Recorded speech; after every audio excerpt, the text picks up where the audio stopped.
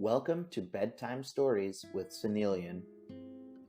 If you enjoy the podcast, don't forget to subscribe, like, and share with all your friends and family, or on social media. If you have any requests for stories that you would like to hear on this podcast, feel free to send me a message. Now I'd like you to get into a comfortable position. Lie down in bed, or sit in your sofa, and let go of all the stresses of the day. Let's relax, breathe, and enjoy tonight's story.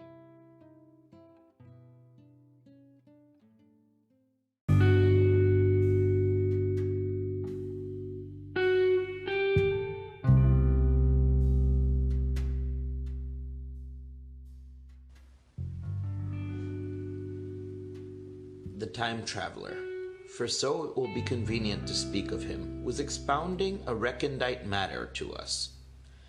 His pale gray eyes shone and twinkled, and his usually pale face was flushed and animated. The fire burnt brightly, and the soft radiance of the incandescent lights in the lilies of silver caught the bubbles that flashed and passed in our glasses. Our chairs, being his patents, embraced and caressed us, rather than submitted to be sat upon. And there was that luxurious after-dinner atmosphere when thought runs gracefully free of the trammels of precision. And he put it to us in this way, marking the points with a lean forefinger, as we sat and lazily admired his earnestness over this new paradox, as we thought it, and his fecundity. You must follow me carefully. I shall have to controvert one or two ideas that are almost universally accepted. The geometry, for instance, they taught you at school is founded on a misconception. Is not that a rather large thing to expect us to begin upon? Said Philby, an argumentative person with red hair. I do not mean to ask you to accept anything without reasonable ground for it. You will soon admit as much as I need from you. You know, of course, that a mathematical line, a line of thickness, nil, has no real existence. They taught you that? Neither has a mathematical plane. These things are mere abstractions. That is all right, said the psychologist. Nor, having only length, breadth, and thickness, can a cube have real existence. There I object, said Philby. Of course, a solid body may exist. All real things. So most people think, but wait a moment. Can an instantaneous cube exist? Don't follow you, said Philby. Can a cube that does not last for any time at all have a real existence? Philby became pensive. Clearly, the time traveler proceeded, any real body must have extension in 4 directions. It must have length, breadth, thickness, and duration. But through a natural infirmity of the flesh, which I will explain to you in a moment, we incline to overlook this fact. There are really 4 dimensions, 3, which we call the 3 planes of space, and a 4th, time. There is, however, a tendency to draw an unreal distinction between the former 3 dimensions and the latter, because it happens that our consciousness moves intermittently in one direction along the ladder, from the beginning to the end of our lives. That, said a very young man, making spasmodic efforts to relight his cigar over the lamp, that, very clear indeed. Now, it is very remarkable that this is so extensively overlooked, continued the time traveler. with a slight accession of cheerfulness. Really, this is what is meant by the fourth dimension. Though some people who talk about the fourth dimension do not know they mean it. It is only another way of looking at time. There is no difference between time and any of the three dimensions of space, except that our consciousness moves along it. But some foolish people have got hold of the wrong side of that idea. You have all heard what they have to say about this fourth dimension. I have not, said the provincial mayor. It is simply this, that space, as our mathematicians have it, is spoken of as having three dimensions, which one may call length, breadth, and thickness, and is always definable by reference to three planes, each at right angles to the others. But some philosophical people have been asking why three dimensions particularly. Why not another direction at right angles to the other three, and have even tried to construct a four-dimensional geometry? Professor Simon Newcomb was expounding this to the New York Mathematical Society only a month or so ago. You know how on a flat surface, which has only two dimensions, we can represent a figure of a three-dimensional solid. And similarly, they think that by models of three dimensions, they could represent one of four, if they could master the perspective of the thing. See? I think so, murmured the provincial mayor, and knitting his brows, he lapsed into an introspective state, his lips moving as one who repeats mystic words. Yes, I think I see it now, he said after some time, brightening in a quite transitory manner. Well, I do not mind telling you that I have been at work upon this geometry of four dimensions for some time. Some of my results are curious. For instance, here is a portrait of a man at 8 years old, another at 15, another at 17, another at 23, and so on.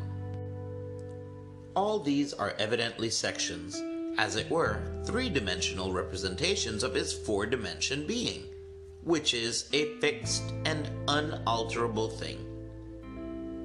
Scientific people, proceeded the time traveler, after the pause required for the proper assimilation of this, know very well that time is only a kind of space. Here is a popular scientific diagram, a weather record. This line I trace with my finger shows the movement of the barometer. Yesterday, it was so high. Yesterday night, it fell. Then, this morning it rose again, and so gently upward to here. Surely, the mercury did not trace this line in any of the dimensions of space generally recognized, but it certainly traced such a line, and that line, therefore, we must conclude was along the time dimension. But, said the medical man, staring hard at a coal in the fire, if time is really only a fourth dimension of space, why is it, and why has it always been, regarded as something different? And why cannot we move in time as we move about in other dimensions of space? The time traveler smiled. Are you so sure we can move freely in space? Right and left we can go. Backward and forward, freely enough, and men have always done so. I admit we move freely in two dimensions, but how about up and down? Gravitation limits us there. Not exactly, said the medical man. There are balloons. But before the balloons, Save for spasmodic jumping and the inequalities of the surface, man has no freedom of vertical movement. Still, they could move a little up and down, said the medical man. Easier, far easier down than up. And you cannot move at all in time. You cannot get away from the present moment. My dear sir, that is just where you are wrong. That is just where the whole world has gone wrong.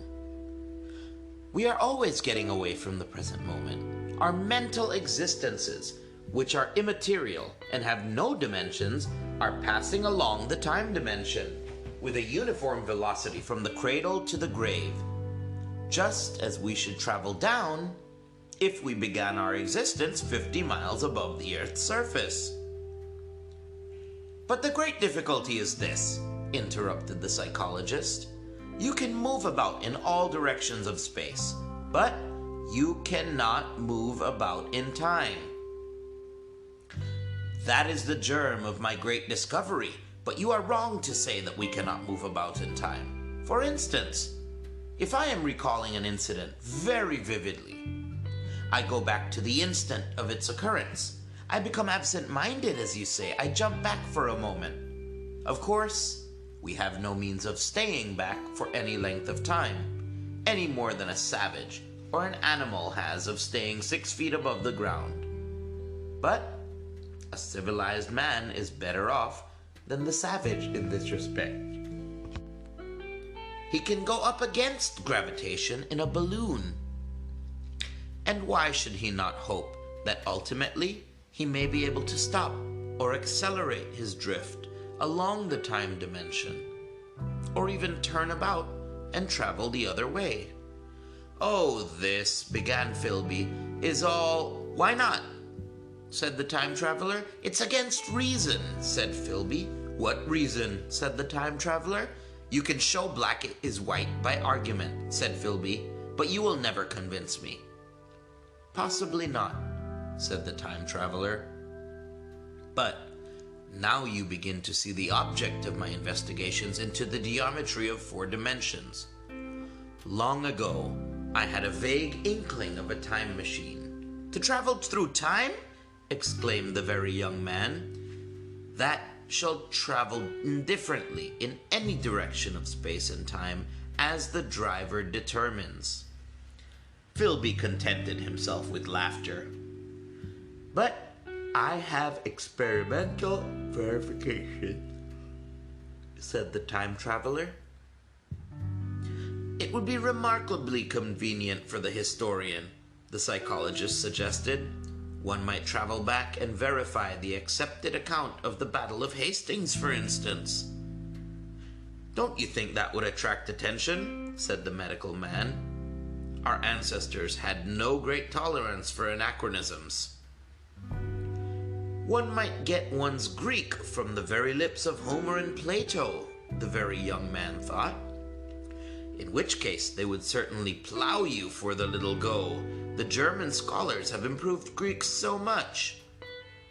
Then there is the future, said the very young man. Just think, one might invest all one's money, leave it to accumulate at interest, and hurry on ahead. To discover a society, said I, erected on a strictly communistic basis. Of all the wild, extravagant theories, began the psychologist. Yes, so it seemed to me, and so I never talked of it, until... Experimental verification, cried I. You are going to verify that? The experiment, cried Philby, who was getting brain weary. Let's see your experiment anyhow, said the psychologist, though it's all humbug, you know. The time traveler smiled round at us. Then, still smiling faintly, and with his hands deep in his trousers pockets, he walked slowly out of the room. And we heard his slippers shuffling down the long passage to his laboratory. The psychologist looked at us. I wonder what he's got. "Some sleight of hand trick or other," said the medical man, and Philby tried to tell us about a conjurer he had seen at Burslem. But before he had finished his preface, the time traveler came back, and Philby's anecdote collapsed. End of chapter 1.